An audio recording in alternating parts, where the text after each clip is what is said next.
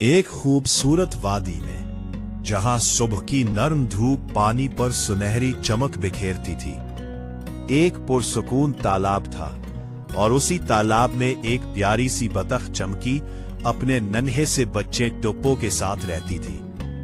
टुप्पो के नर्म पीले पर और नन्ही सी चोंच थी और वो दुनिया को हैरत भरी आंखों से देखता था। वो हर बात पर सवाल करता, अम्मी, ये सूरज रोज क्यों निकलता है? बारिश क्यों होती है? क्या मैं भी आपकी तरह मजबूत बन जाऊंगा? चमकी हंसकर कहती, बेटा, दुनिया सवालों से नहीं, हिम्मत से जीती जाती है और तुम एक दिन जरूर मजबूत बनोगे। वक्त गुजरता गया और एक दिन चमकी ने सोचा कि अब टुप्पो को जिंदगी का पहला बड़ा सबक सिखाने का वक्त आ गया है। उसने कहा, आज तुम गहरे पानी में तैरना सीखोगे। टुप्पो के दिल में खौफ आया, क्योंकि किनारे के पास खेलना आसान था, मगर गहरे पानी में जाना मुश्किल। उसने डरते हुए कहा, अम्मी, अगर मैं डूब गया तो? चमकी ने नरमी से जवाब दिया, मैं तुम्हारे साथ हूं और याद रखो, पानी से ज्यादा गहरा सिर्फ हमारा डर होता है। टुप्पो ने कांपते कदमों के साथ पानी में कदम रखा। लहरें उसके जिस्म से टकराई। एक लम्हे को वो घबरा गया, मगर मां की मौजूदगी ने उसे संभाल लिया और कुछ ही देर में वो खुद तैरने लगा।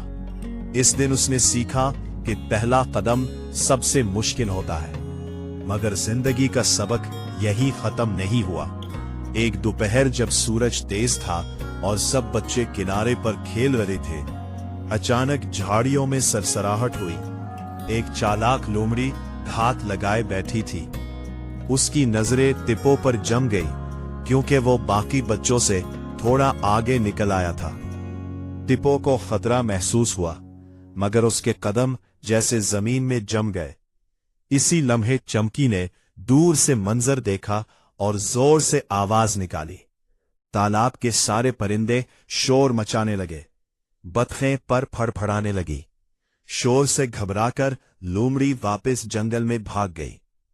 टिप्पो खौफ से कांप रहा था और मां से लिपटकर बोला, अम्मी, मैं बहुत डर गया था। चमकी ने कहा, डरना गलत नहीं, मगर खतरे को पहचानना जरूरी है। हमेशा अकेले आगे ना बढ़ना। टिप्पो ने यह बात दिल में बिठा ली, लेकिन सबसे बड़ी आजमाइश अभी बाकी थी। एक रात आसमान पर घने बादल छा गए। तेज आंधी चलने लगी